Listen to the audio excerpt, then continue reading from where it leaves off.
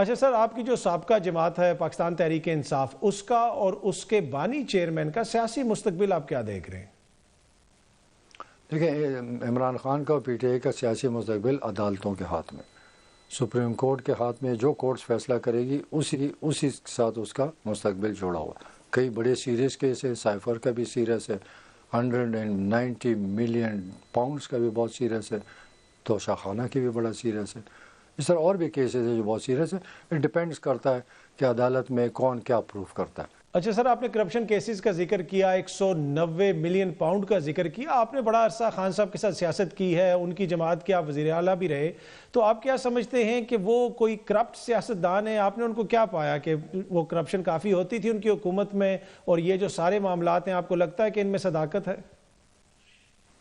دیکھیں میں اس پہ بات نہیں کرتا، میں تو سامنے آپ کو نظر آ رہا ہے کہ 190 ملین پاؤنڈز ہوتے ہیں، تقریباً 60-70 ارب، میں ایگزیکٹ نہیں بتا سکتا۔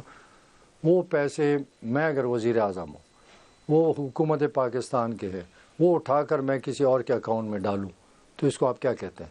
ہمیں تو کیبنٹ میں بتایا گیا، ایک بند لفافہ دکھایا گیا کہ یہ لانڈرنگ منی ہے، انگلینڈ میں ضبط ہو چکی ہے اور یہ پاکستان کے خزانے میں آ رہا ہے۔ ہم بڑے خوش ہوئے کہ بڑی اچھی بات ہے، اور مجھے یاد ہے کیبنٹ نے کسی کہا بھی کہ پریس میں ہم دے دیں، کہتے ہیں نہیں پریس میں نہیں دینا، ہمیں کیا پتہ بیک گراؤنڈ کیا۔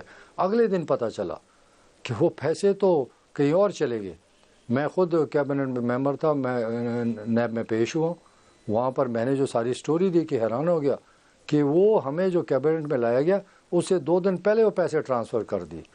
تو کیسے حکومت کا پیسہ کسی کا اکاؤنٹ میں، اور کیبنٹ سے اجازت تب لیتے ہو جب پیسے اس کے جیب میں چلے گئے؟ تو یہ عدالت فیصلہ کرے گی کون کرپٹ ہے کون نہیں ہے۔ اچھا سر، اب جو موجودہ حالات ہیں، آپ کو لگتا ہے کہ بانی چیئرمین تحریک انصاف کوئی ڈیل وغیرہ کر لیں گے، یا پھر ایسی کسی ڈیل کے نتیجے میں ان کی جو سیاسی جسے آپ کہہ سکتے ہیں مشکلات ہیں ان میں کوئی کمی آ سکتی ہے؟ نہیں، وہ ڈیل کبھی نہیں کرے گا۔ وہ اس ملک پہ انقلاب لانا چاہتا ہے، وہ فوج کے خلاف نکلنا چاہتا ہے، فوج کو کمزور کرنا چاہتا ہے، عوامی طاقت پر ملک میں حکمرانی چاہتا ہے، وہ صدارتی نظام چاہتے ہیں۔ سب کچھ میرے سامنے باتیں ہو رہی، میں اپوز بھی کرتا رہا کہ میں صدارتی نظام ہو بڑا، میں کہ وہ تو ڈکٹیٹرشپ ہے، وہ تو ایک بندے کی حکومت ہے، باقی حیثیت ختم۔ تو وہ ایک پلان کے ساتھ چل رہا ہے۔ وہ میرے سامنے میری بات ہوئی، میں نے پوچھا کہ بھائی آگے تو بلیک آؤٹ ہے، کوئی نظر نہیں آتا، کوئی ہمارے پاس وے فارورڈ نہیں ہے، آپ الیکشن نہیں مان رہے تو کیا ہوگا؟ اور میں نے کہا جی آپ کی زندگی کو خطرہ ہے۔ یہ کوئی جھوٹ نہیں بول رہا، پوچھ بھی سکتے ہیں۔ کہتے ہیں پرویز تم بڑے سادے ہو، کہتے ہیں اگر مجھے شہید کیا گیا تو میں میرے پیچھے ایک بڑا ریکارڈ بن جائے گا، میرا ایک نام رہ جائے گا، اور میں نے تو 2 لوگوں کے دماغ میں ڈال دیے کہ ان کے خلاف آزادی کے لیے نکلنا ہے۔ یہ آزادی کا نعرہ کیا ہے؟ پاکستان کو آزاد کرانا ہے۔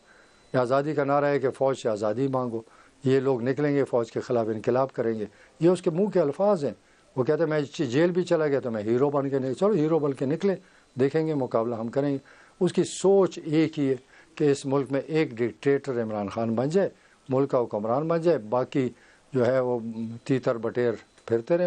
اس کو تو الیکٹڈ لوگوں سے نفرت ہے، وہ تو سیاسی لوگوں سے نفرت کرتا ہے، اپنے ایم این اے سے نفرت کرتا تھا۔ ان کو لفٹ باہر سے لوگ آ کر ایڈوائزر بناتا ہے، جس کے پاس پیسہ ہے اس کو استعمال کرتا تھا، اس کا پیسہ استعمال کا خرچے ہوتے تھے، جلسوں پہ لگاتے تھے، چوری کر کے چلا جاتا تھا۔ پھر میں کئی دفعہ پوچھا کہ یہ جو بندہ لگا ہے ٹھیک نہیں، بڑا زبردست ہے، جب ہٹ گیا جی وہ بڑا چور تھا یا بڑا جھوٹا تھا، اس کی تو اپنی سوچ ہی نہیں۔ پر یہ ہے نا کہ اب تو کافی حالات بدل چکے ہیں، ان کی جو ہے جیل میں وہ ان کے حوالے سے سزائے موت اور عمر قید کی خبریں آ رہی ہیں کہ ان مقدمات میں یہ بھی ان کو ہو سکتا ہے کہ جیل کے اندر بڑا عرصہ رہنا پڑے یا سزائے موت بھی ہو سکتی ہے۔ تو کیا ایسے حالات میں کیا اب کوئی ان کی سوچ بدلی ہوگی، اب کوئی ڈیل وغیرہ کا چکر ہو سکتا ہے؟